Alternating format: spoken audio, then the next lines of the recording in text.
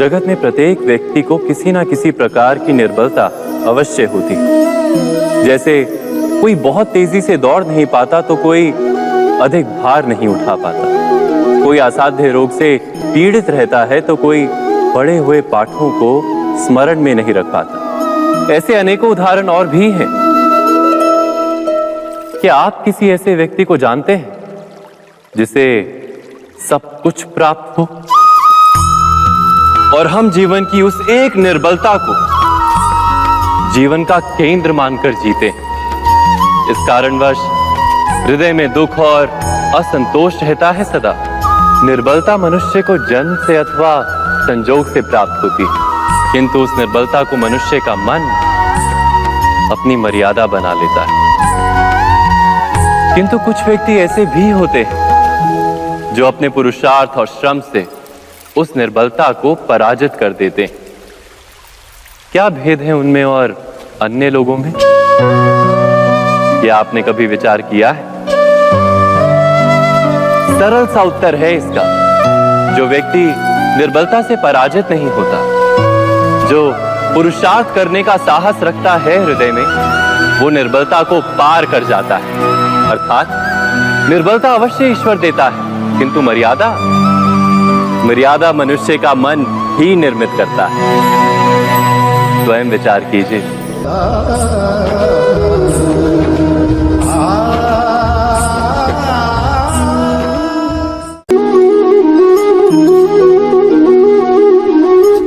भविष्य का दूसरा नाम है संघर्ष। हृदय में आज इच्छा होती है और यदि पूर्ण नहीं हो पाती तो हृदय भविष्य की योजना बनाता है। भविष्य में इच्छा पूर्ण होगी ऐसी कल्पना करता रहता है, किंतु जीवन ना तो भविष्य में है ना अतीत में। जीवन तो इस क्षण का नाम, अर्थात इस क्षण का अनुभव ही जीवन का अनुभव। पर हम ये जानते हुए भी इतना सा सत्य समझ नहीं पाते। या तो हम बीते हुए समय के स्मरणों को घेर कर बैठे रहते हैं, या फिर आने वाले समय के लिए हम योजनाएं बनाते रहते हैं और जीवन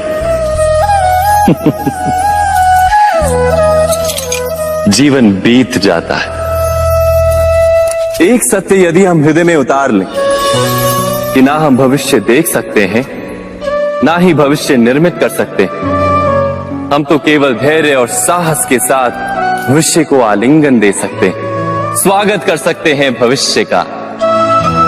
तो क्या जीवन का हर पल जीवन से नहीं भर जाएगा? स्वयं विचार कीजिए।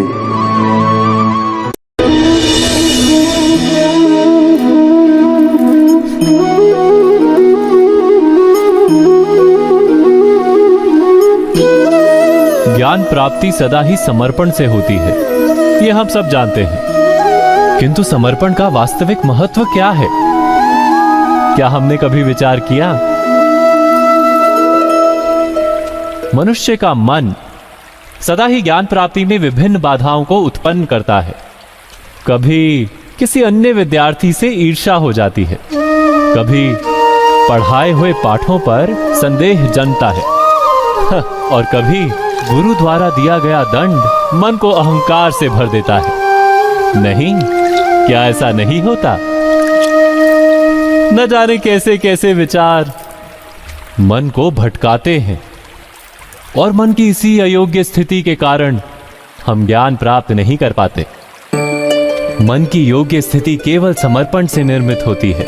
समर्पण मनुष्य के अहंकार का नाश करता है, ईर्ष्या, महत्वाकांक्षा आदि भावनाओं को दूर कर हृदय को शांत करता है और मन को एकाग्र करता है। वास्तव में ईश्वर की सृष्टि में ना ज्ञान की मर्यादा है, ना ज्ञानियों की। गुरु दत्तात्रेय ने तो गाय और श्वान से भी ज्ञान प्राप्त कर लिया था। अर्थात विषय ब्रह्म ज्ञान का हो या जीवन के ज्ञान का या गुरुकुल में प्राप्त होने वाले ज्ञान का, उसकी प्राप्ति के लिए गुरु से अधिक महत्व है उस गुरु के प्रति हमारा समर्पण। क्या ये सत्य नहीं?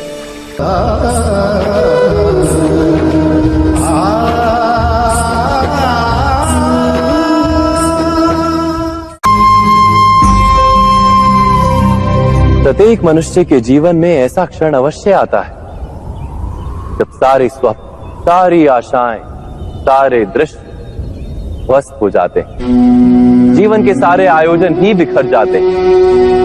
एक और धर्म होता है और दूसरी ओर सुख। इसी को धर्म संकट कहते हैं। जब धर्म का वहन ही संकट हो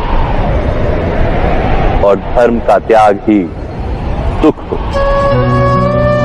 विचार कीजिए, कभी किसी स्वजन के विरुद्ध सत्य बोलने का अवसर प्राप्त हो जाता है, कभी ठीक दरिद्रता के समय सरलता से चोरी करने का मार्ग प्राप्त हो जाता है, कभी किसी शक्तिशाली राजनेता या राजा के कर्मचारी का अधर्म प्रकट हो जाता है। सबके जीवन में ऐसी घटना बनती ही रहती है। अधिकतर लोग ऐसे किसी क्षण को धर्म संकट के रूप में जान ही नहीं पाते। हमें किसी प्रकार के संघर्ष का अनुभव ही नहीं होता। सहजता से सुख की ओर खींचे चले जाते हैं, जैसे मक्खी गुड़ की ओर खींची चली जाती। वास्तव में धर्म संकट का क्षण ईश्वर के निकट जाने का क्षण होता है। यदि हम संघर्षों से भयभीत ना, सुख की ओर आकर्षित ना, अपने धर्म पर दृढ़ रहे, तो ईश्वर का साक्षात्कार दूर नहीं।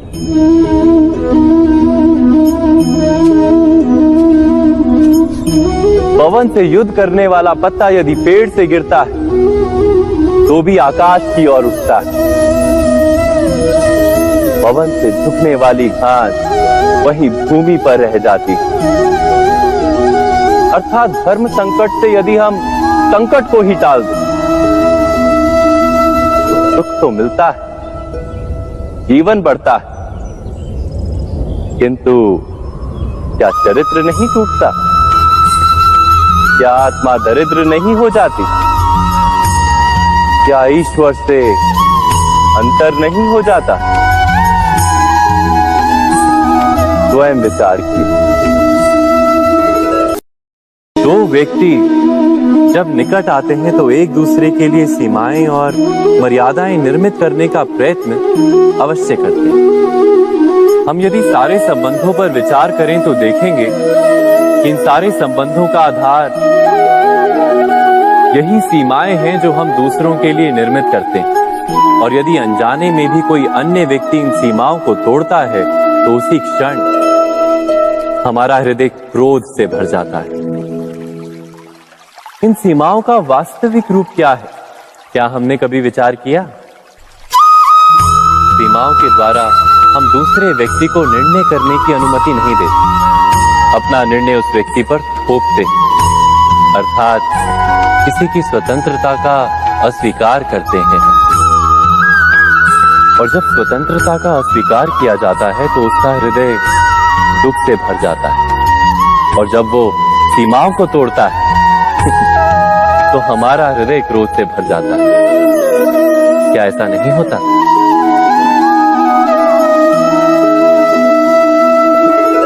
पर यदि एक दूसरे की स्वतंत्रता का सम्मान किया जाए तो किसी मर्यादाओं या सीमाओं की आवश्यकता ही नहीं होती।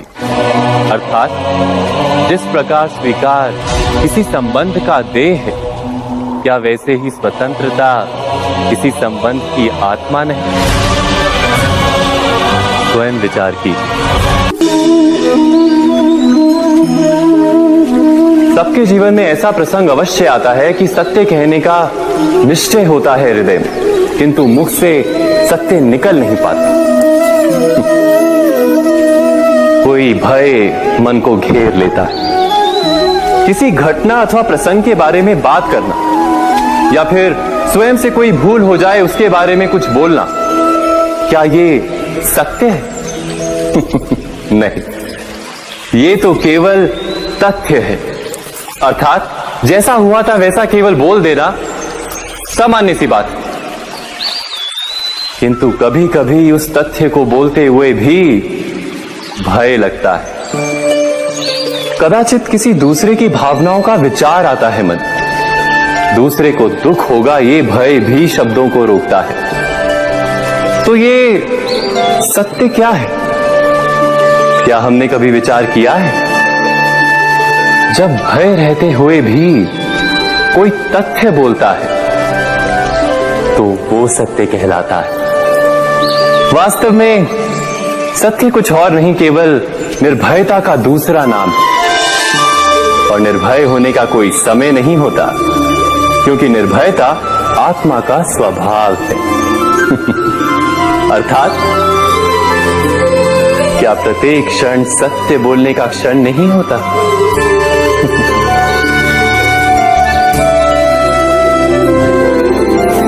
स्वयं विचार कीजिए।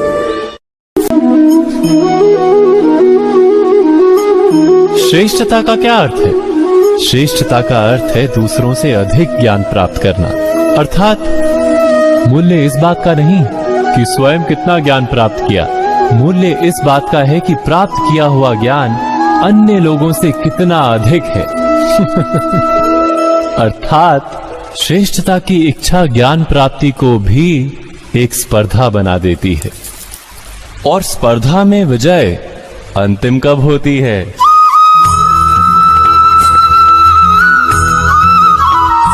कुछ समय के लिए तो श्रेष्ठ बना जा सकता है, किंतु सदा के लिए कोई श्रेष्ठ नहीं रह पाता। फिर वही असंतोष, पीड़ा और संघर्ष जन्म लेता है। किंतु श्रेष्ठ बनने के बदले यदि उत्तम बनने का प्रयत्न करें तो क्या होगा? उत्तम का अर्थ है कि जितना प्राप्त करने योग्य है वो सब प्राप्त करना, किसी से अधिक पाने की इच्छा से नहीं, मात्र आत्मा की तृप्ति हेतु कुछ प्राप्त करना। उत्तम के मार्ग पर किसी अन्य से स्पर्धा नहीं होती, स्वयं अपने आप से स्पर्धा होती है। अर्थात उत्तम बनने का प्रयत्न करने वाले को देर अबेर सारा ज्ञान प्राप्त हो जाता है। बिना प्रयत्न के ही वो श्रेष्ठ बन जाता है। किंतु जो श्रेष्ठ बनने का प्रयत्न करता है वो श्रेष्ठ बने या ना बने, उत्तम कभी नहीं बन पाता।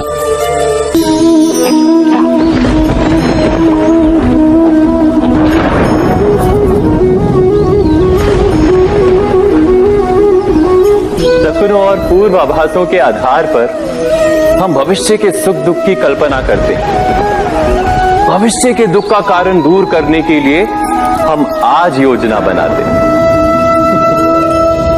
किंतु कल के संकट को आज निर्मूल करने से हमें लाभ मिलता है या हानि पहुंचती है?